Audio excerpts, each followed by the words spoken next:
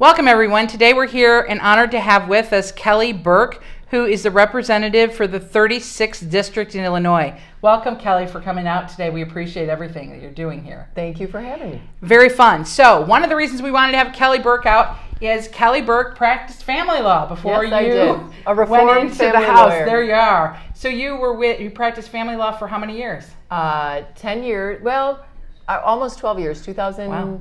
1994 till 2006. And then I went to work for a university after that. But I practiced with Tom Grata, who's Sure. a local attorney in town. Right, so that's great because it gives you the history, and it's kind of interesting to have you and have that connection with family law as well. So then how long have you been in your seat? Since I was elected in 2010 and inaugurated in 2011. Great. And so today we're going to talk about the modernization of family law in Illinois. And as many of you know, starting January 1, 2015, from that day forward, boy, we have certainly have had a shift, a paradigm. I spoke with many attorneys that were retiring and saying, I think I'm going to retire now. I don't want to learn the new law. So I have to tell you, it's kind of interesting because it's hard to keep up with all the changes, but they have been interesting. So tell us about your involvement with that. So in about, I believe it was 2012, the chair of the House Judiciary Committee, Judicial Committee, who deals with all the changes to civil law, came to me and said, hey, I heard you used to practice family law. We have a group that's been working on modernizing and updating the Illinois Marriage and Dissolution of Marriage Act and the Illinois Parentage Act, and they're looking for a sponsor for their work. So there had been a legislatively appointed committee that had been put together several years before, that had gone around the state, taken testimony, worked with stakeholders, attorneys, judges, advocates, whatnot, on ways to improve and modernize the divorce and parentage statutes, which had originally been written in 1977. So we're due for some Certainly modernization. time for an update, huh? And they had a work product that they had put together in the form of a couple bills, and I became the sponsor of those. And unbeknownst to me, I thought that was the end of the process, but it was really only the beginning of the process, because we ended up taking in even more input from all stakeholders, amended those bills significantly, and ultimately passed a new parentage bill and a new divorce statute. Right, and so the changes really started January 1, 2015, Yes. and that's when we got the maintenance guidelines for the first time. Exactly. So And that can you was talk a little bit about that change? So the maintenance guidelines were an effort that was a little separate from the bills that I were working on, but there was clearly a feeling that doing maintenance as a guideline, so an automatic percentage depending on your situation, similarly to what we had for child support at the time, was a better policy. And so that change was also passed around the same time as these bills that I was working on. Right, and it's interesting because the first maintenance bill still kept the 12 elements, so the court had to make a decision, should there be award of maintenance or not, and then once they got to that point, then they had to employ that maintenance statute, which became based upon gross income, which will be important in our discussion a little later.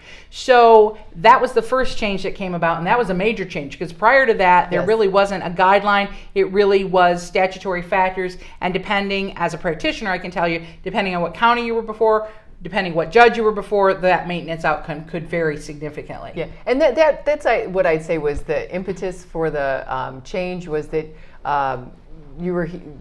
there were situations where, especially in downstate counties, where you were hearing that people were not awarded maintenance at all, that the judges refused to even entertain maintenance, and that those were difficult situations for those folks down there. And so was the idea to get more equality, meaning it more applied in A more uniform standard Exactly. across statewide. Right. And so it's interesting because those maintenance guidelines also, just so that people listening know, that maintenance is formerly known as alimony or spousal support, which is an interesting item, and the maintenance would terminate. Also, the statutory factors were in the event of your remarriage, your cohabitation, or the death of either party. Right. And then it could also terminate based upon a number of years or an expired Right. period of time. So that was really the first change that came about. And then the bill that you did introduce is the next major change, starting in January 1, 2016, where we saw the changes both to the IMDMA as well as the Parentage Act. Exactly. And so can you introduce those bills and give us some history about those changes? So, oh boy, Yeah. we could be here for several hours, but I would say the biggest changes other than updating and modernizing some of the language and talking about parent rather than delineating mother and father, sort of just standardizing and updating some of that language. Some of the changes we worked on had to do significantly with changing the dialogue from custody and custody battles and sole custody and really, which is an adversarial and litigious standpoint, to moving to a parenting time and trying to foster a little more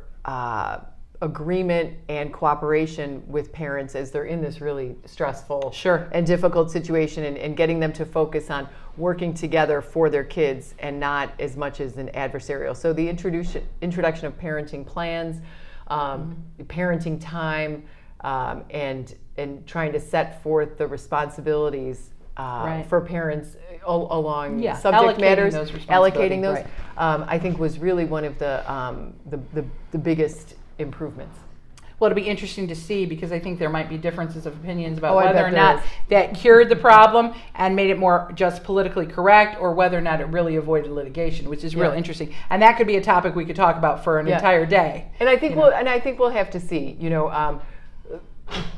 People's behavior doesn't change overnight. Right. And not only for litigants, but attorneys are used to approaching cases in certain ways, and it may take time for that paradigm shift to occur on the representation level as well. Right.